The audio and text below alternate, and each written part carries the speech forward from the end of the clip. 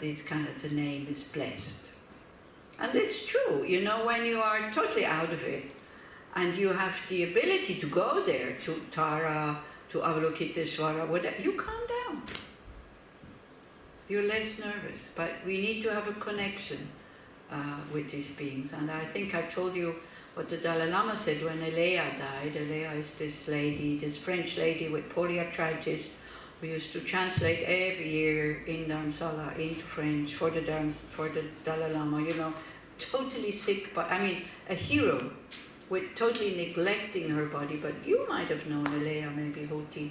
You know, the French lady who had like fingers like this and would walk like this, and she was sitting on a very small stool always, you know, these stools with just a piece of cloth and then you kind of unfold them like this.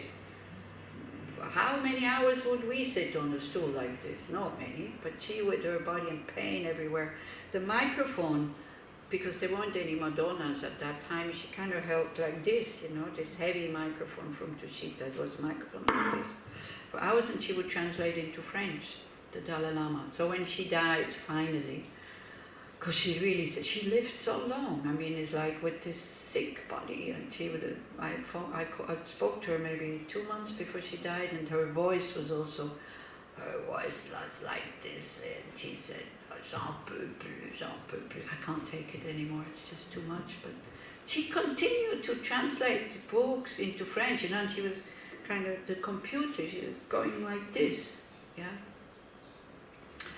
So then, of course, His Holiness knew her, because you see her immediately, because there's not many people who are so disabled in the crowd, you know. And so he said, oh, yeah, she died like, oh, well, she has a very strong connection with me, so we don't have to worry about her. Avalokiteshvara will take care of her in the party. So if the Dalai Lama says something like this, like, wow, you know, so it was really worthwhile. And she was so courageous, she was such an inspiration for us. You know, we would complain, it's too hot, it's too cold, there's mosquitoes, it's raining, we're wet, yeah, in March in Dharamsala. Then you look at her and you go like, poof, what am I complaining about? Yeah, so this is the name of Avalokiteshvara, who's blessed. So I should not turn away from what is difficult, for by power of familiarity I may be made unhappy, even when someone whose name once frightened me is not around. This I don't understand. Anybody understands that? And so we should be undeterred by hardships, for by influence of use and habit, people even come to grief for one whose very name strikes terror in their... this I understand more. Maybe... so when we, instead of running away from hardships, and we face them, it makes you stronger. Running away from them, avoiding them, it makes you weaker. But it doesn't mean you have to go into fighting and stuff like this. But if you have to face difficult people, you know, then again, 16 guidelines. This is really great. When I have situations with people that I have maybe a problem with, or there's conflict and I don't know what to do, I take one of these guidelines. If it's patience, I leave it. If it's courage, I go. Very much it's either one or the other. Yeah. Honesty sometimes also comes, and then, okay, don't beautify the whole thing, just really be honest and things like that. So it's so helpful to know how to react in difficult situations, because it gives me the confidence that this is the right thing to do. Yeah, so like that. So if we should, you know, when facing hardships doesn't mean we have to get them out of the way. Facing hardships can also be just to bear them silently, but facing them, knowing what you're doing, not ignoring them. But this again, you know, it's like there is no handbook how to do. There's a handbook with the 16 guidelines with what attitude to react. But then what you do, this you don't know. But if you have the right attitude, I think you also know how to react. But then the next one is if you're used to bear hardships, meaning also to face difficult people, not to be afraid of them, then you can come that far that if somebody that you were at one point afraid of, when he dies, you will grieve. This is what it says here. Like, people even come to grief for one whose very name strikes terror in their hearts. Here, I may be made unhappy when someone whose name once frightened. Yeah, it's okay. You know, unhappy, grief. Maybe grief is a better word, so then we understand. Usually when people are dead, when they make us afraid, we're happy that they're dead. We're not going celebrating in the street, but we're not grieving, usually. But by learning how to face difficult things, what's the translation you have? Your translation is almost like this one that I have, actually. Almost. This is even stronger, I think. Huh? It's not just death. Like there's someone in my work that I don't like. When he's on vacation, I'm so happy. Okay. I thought that's the opposite. I understand. I understood it in another way. Like if I used to go away from something that is hard for me, I kind of feel afraid of it, even when it's not around. Uh-huh. Like the fear will stay with me even after the person is really not there. Uh-huh. Because I just used to be afraid and I didn't face it. This is what I understood. I'm not sure. No, I don't think it's that. But it could be also that. But it's more like people that we're usually happy when they're gone, we will be sad when they're here. Because why? Because as a Bodhisattva, one of the perfections is patience. You need these people to practice patience. And you know what patience is? Again, it's like a mind state that says, at all costs, I don't want to harm, I don't want to hurt. Yeah? Nor myself by rehashing the whole thing again and again and again, and concentrating on his negative sides and what he's doing. But it's amazing, isn't it, how somebody that we dislike, they all have to go, and it's already like, blah, it's like, if it's your baby doing that, it's no problem, yeah? You even are concerned, so it's like, yeah, just like, you even are concerned. But if it's somebody that you dislike, the slightest thing they do, it really gets on your nerve, and you feel so justified. You feel so justified to be angry. Yeah, and we almost enjoy it. We wait for them to make a mistake, that we can point it out. Oh, they did this and this, and then we come kind of, yeah. What did you want to say, Lyra?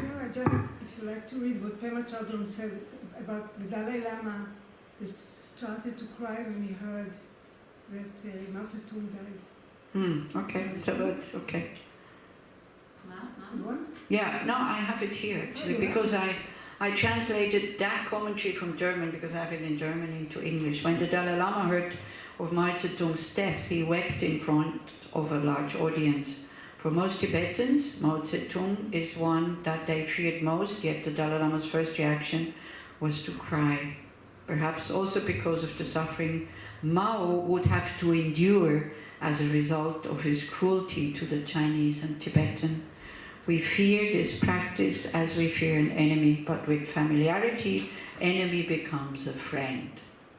Right? So we fear hardships as if hardships is the enemy, and we don't see they actually make us stronger. But again, go in doses, be careful, but not too careful. Stretch your borders a little bit. Yeah, this is why also sometimes the lamas, I don't know about here, but sometimes the lamas, FBMT, the Dharma organization, they send you to a place where you definitely didn't want to go. But then you go. If you have Guru devotion, you go. If you have Guru devotion, you will survive. If you don't have Guru devotion, you will not survive, and you go. Then it's better to say, sorry, it's too big for me. Yeah, it's okay. Again, it's not blindly just following what your Lama is telling you.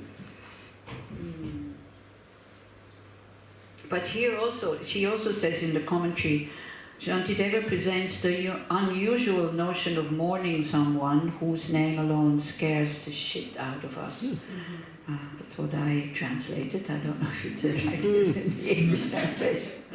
If we start practicing now for those we like, then we can move on to those we find neutral and a bit irritating. Over time, our compassion can expand until we reach a point where grieving for those we fear and dislike no longer seems possible.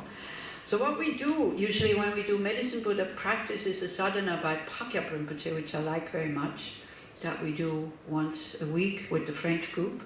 At the end, before you start to absorb, you think like, all beings have been my parents, and they undergo great suffering, and then to let that compassion arouse. So spontaneously, what you think of is the victims.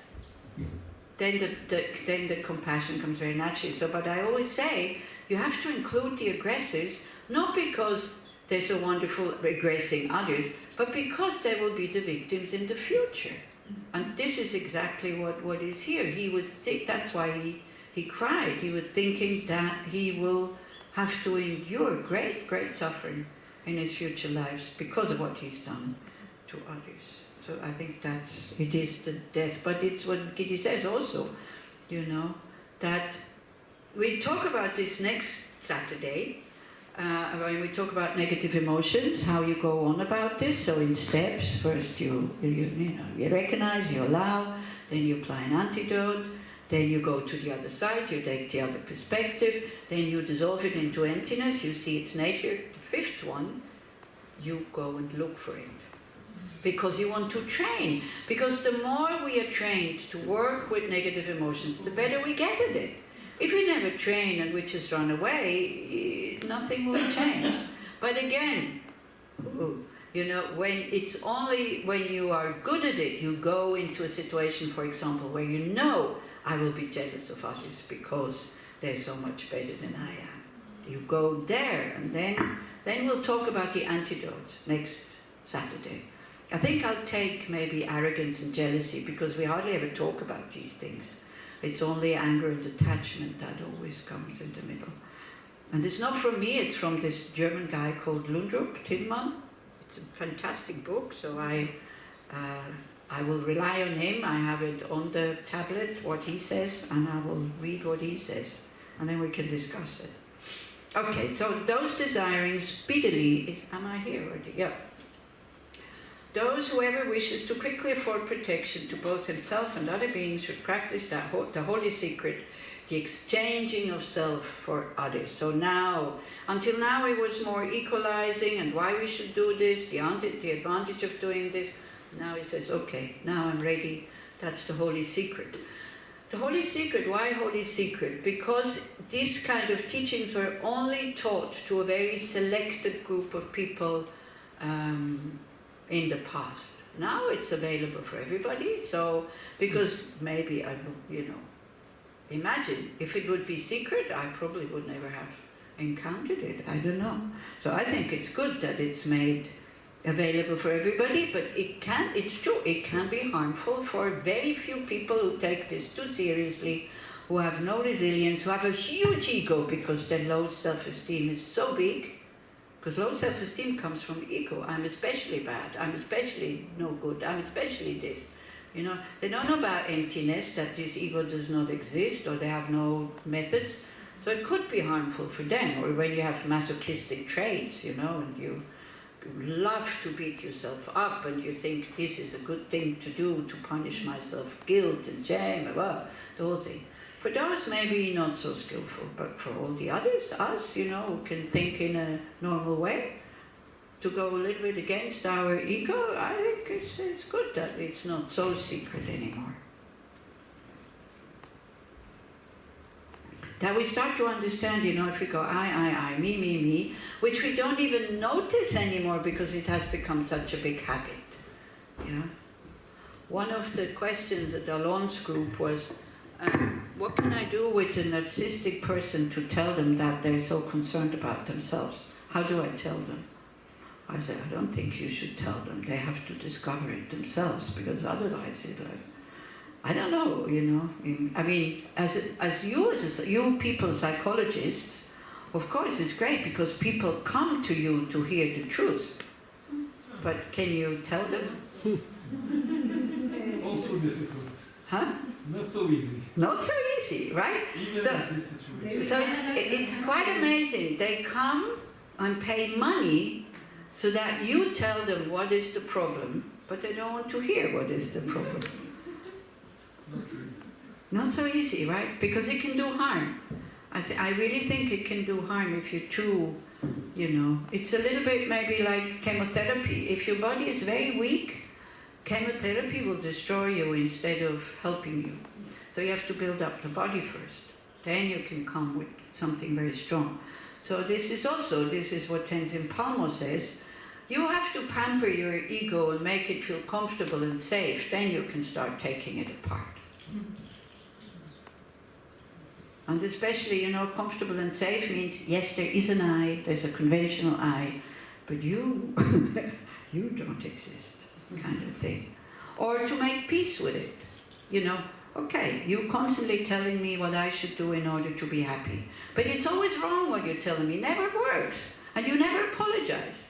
You never say to myself, oh shit, that was wrong. I mean, in a way as if I'm another person, kind of. Oh, that view was wrong. I do say that sometimes. When I see I'm making mistakes, I do tell myself, hey, this is not the way to behave, this is not the way to go on about these things. But it doesn't sound like an apology for the I. It sounds, the wisdom ego says, hello, this is not working here, so you better change. Yeah? So, but the I never said, oh, sorry, I was wrong. I told you to go and get that ice cream and then you'll be happy forever after, but it's not true. I mean, this never happens. I think it's the difference between the regret and the guilty. Yeah, there's a huge difference. Regret wants to do something, The guilt is just, oh, I shouldn't have done that. And you're stuck in the past and you're not coming into the future, into the present and see, can I do something about this? Yeah. But if there's, kind of I, me, we start to understand it's not going to get us anywhere. And we create a lot of negative karma with the self-cherishing, so that's why things are not going the way we want them to go. So when people are not behaving, we want them to behave.